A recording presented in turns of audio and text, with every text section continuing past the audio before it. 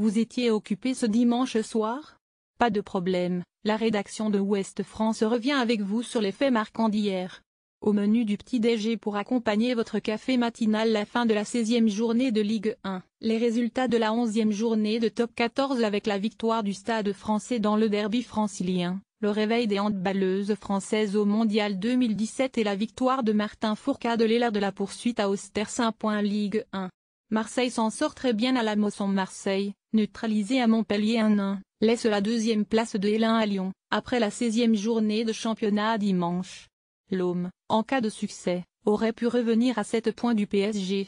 Lyon est désormais à 9 unités derrière le leader tout comme Monaco, 3e, et l'Homme, 4e, devancé par l'OL à la différence de but. Ligue 1. Nantes aurait mérité mieux à Saint-Étienne, Ken s'est réveillé trop tard. Le Vert s'en sortent bien. Saint-Étienne a concédé ce dimanche le match nul à Geoffroy-Guichard face à Nantes 1-1. Dans le cadre de la 16e journée de Ligue 1. Point d'une frappe puissante en pleine lucarne après passe décisive de Bamba, Pajot a ouvert le score pour les Stéphanois juste avant la mi-temps 38e. Au retour des vestiaires, Salah a permis aux Canaries de recoller au score après une réelle désorganisation de la défense du club du Forêt. Nantes reste 5e. Claudio Ranieri mieux vaut 1 point que rien. 3 jours après la défaite concédée face au LOSC, l'Olympique lyonnais s'est relancé sur la pelouse du stade Michel Dornano de Cannes 2.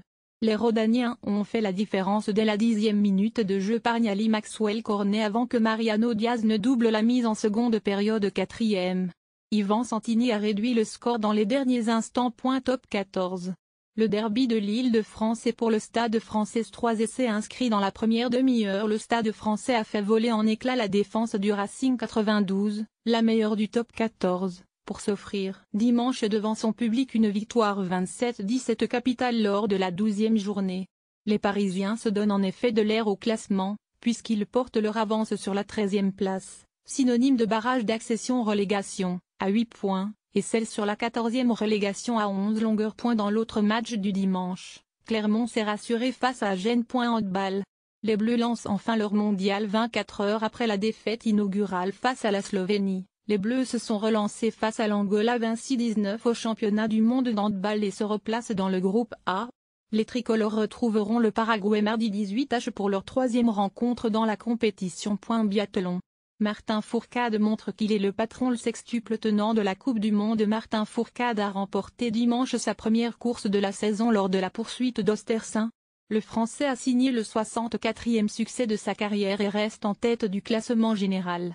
Le Français Quentin Fillon-Maillet est lui aussi monté sur le podium en terminant 3e, 3 jours après sa 2e place sur l'individuel. En bref,